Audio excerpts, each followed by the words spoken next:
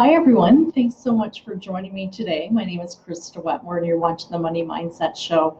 I think I'm going to change the day of my show. For some reason, it seems like every Wednesday there's either an update on my computer system or there's something behind the scenes. The platform that I would normally stream live on isn't working, so perhaps it's another update that I needed to do, but it was working fine last night when I was testing it. But anyhow, so I thought I would just go live on the Headspace TV site. So anyway, apologize for the delay. What I thought I would talk about today is actually something that I'm doing for myself, and it's a form that I'm updating. And over the years, and the reason I thought I would talk about this today is I'm looking after a couple of estate accounts. And it's something over the years that I've dealt with, and it's often difficult for family members in situations where somebody in the family passes away and it's sudden and it's very unexpected. And as a senior manager of a large branch, it is very disheartening to see family members walking from bank to bank to bank to try to find financial information. They're trying to find out where the safety deposit box is. They're trying to gather information.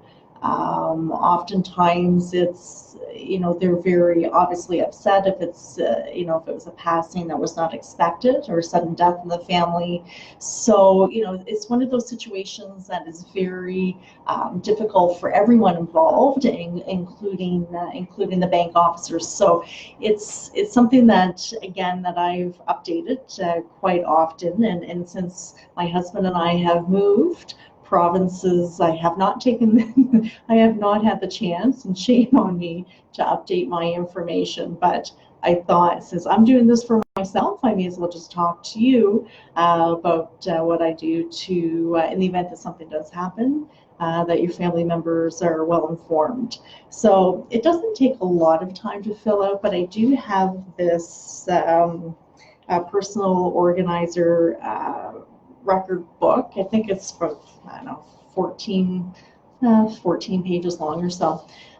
So it's not too long. If you're interested in a copy, just send me an email at Krista, Krista .Wetmore, WETMORE @investorsgroup.com, and I'll send you a soft copy of this. So what it basically does is, and again, in the event that something happens, it lays out all the information that the family members need to know.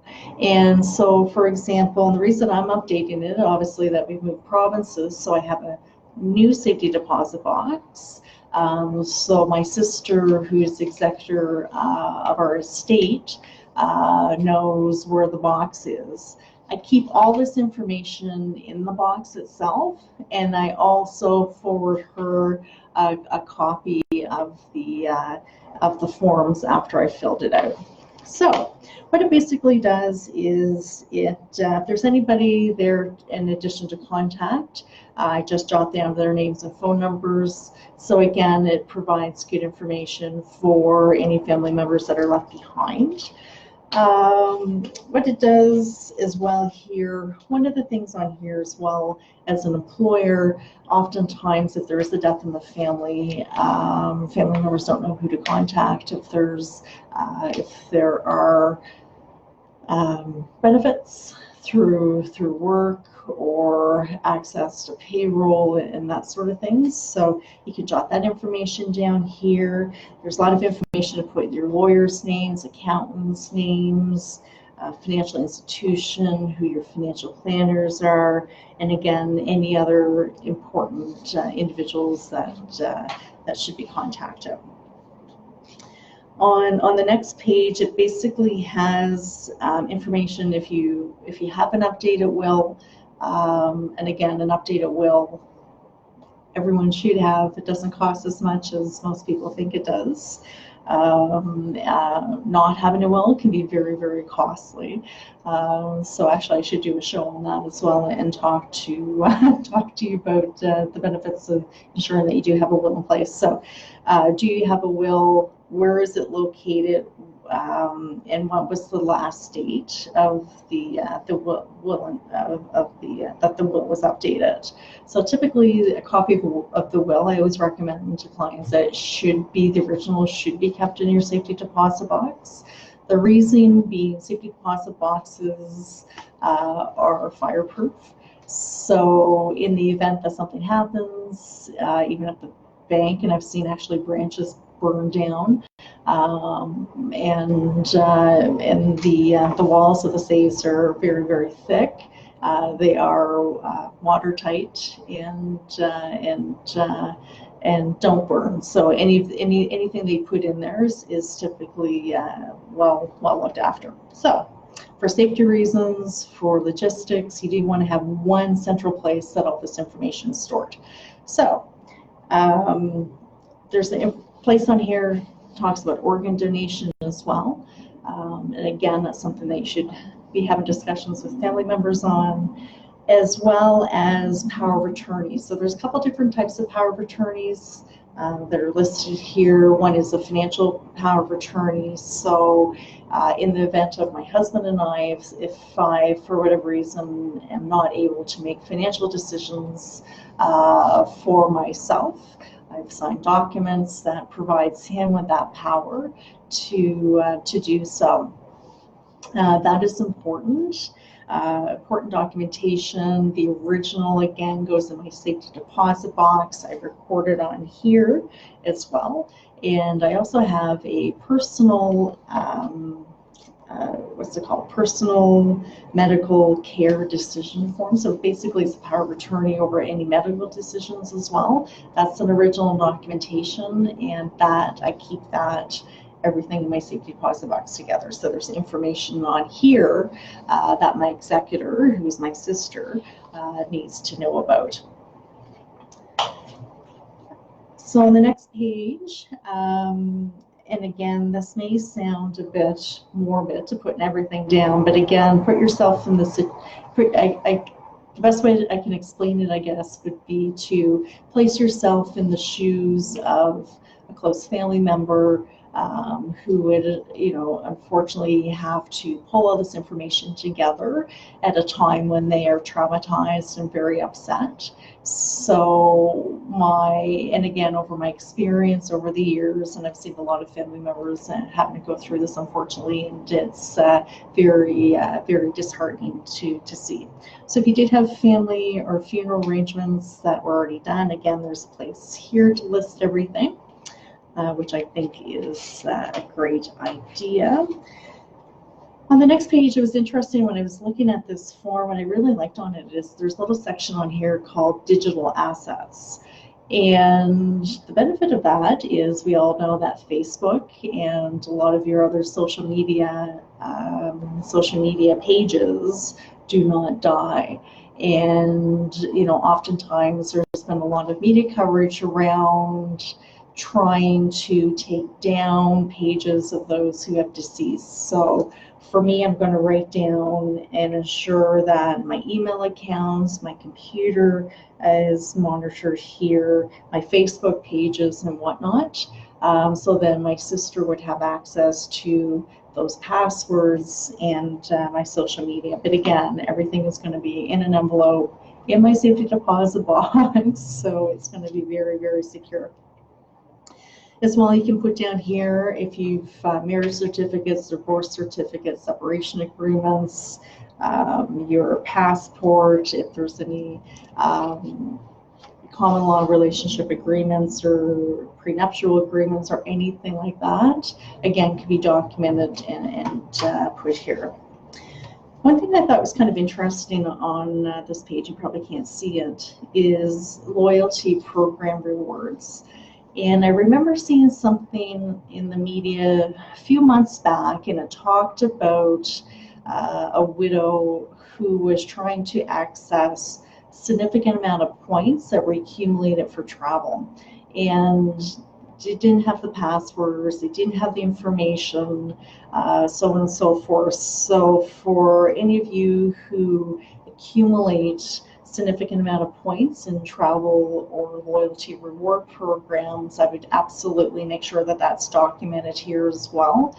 And then your beneficiaries would have access to some of that information. As well, obviously, it's important to identify and map out what banks you deal with, again, what debts you have, what assets you have, so on and so forth.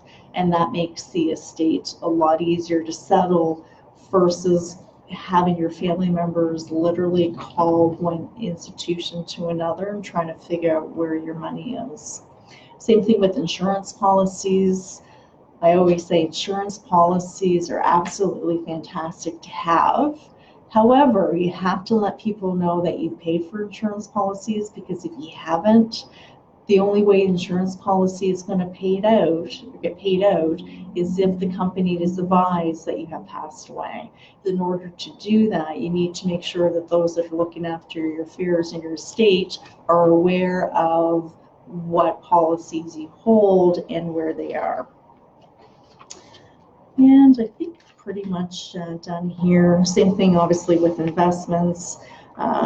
There's 2 or 3 pages. You can basically list everything out from pension transfers, RRSPs, TFSAs, bank accounts, and so on and so forth.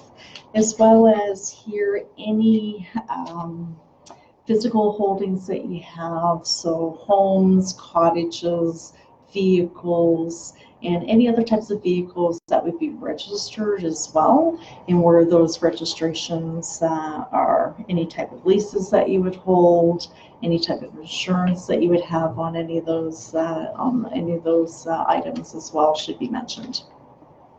So I am. Oh, and I think on the last page here, I was just about to say I'm done. But I see here there was something else that was kind of interesting. And it does talk about, there's a place here you can identify if there's any significant collections or household furnishings. So for example, if you have paintings or photographs or any type of artwork, jewelry that could be of significant expense. Again, it's just a matter of taking, I don't know, about an hour at the very most, jotting all your information down about your finances and where things are, and and ensuring that it's put in. And again, I strongly recommend the safety deposit box. For those of you that are watching this and they're thinking, okay, there's no way I'm going to fill out all this information and then let my relatives know how much I have or what I owe or anything like that. You don't necessarily need to, as long as they know where this information is held. That is the most important thing. So if you just want to let them know that, look, if something were ever to happen and I was to pass away, I have a safety deposit box at XYZ branch located at, give them all the information, and then they will know where to go. And what I have in my, again, safety deposit box, I have this information in there. I have copies of my wills, power of attorney, marriage certificates, birth certificates. So any documentation, any original documentation I have, or anything I feel that my executor should know about, is all included in my safety deposit box. So that is why I am updating it, because since we moved, I have not got my safety deposit box changed. So I need to do that, as well as I need to update my information. And as I always recommend to people, if you have it done, chances are you'll never need at this point to use it. If it's not done, it's one of those unfortunate burdens that lands on family members, and again, at a very difficult time, can be very stressful for them to have to go through all that information. So hopefully you found this section a little informative, and again, it's something that I'm updating myself, so I thought I would share with you. So thanks so much again for watching me this week on the Money Mindset Show. And again, if you have any suggestions on different videos, please let me know. In the meantime, I hope to see you next week, and fingers crossed, hopefully next Wednesday I'm not going to have any issues, any IT issues, either with my computer or my systems. So anyway, wishing everyone a great week, and we'll see you again next week. So long. Bye-bye.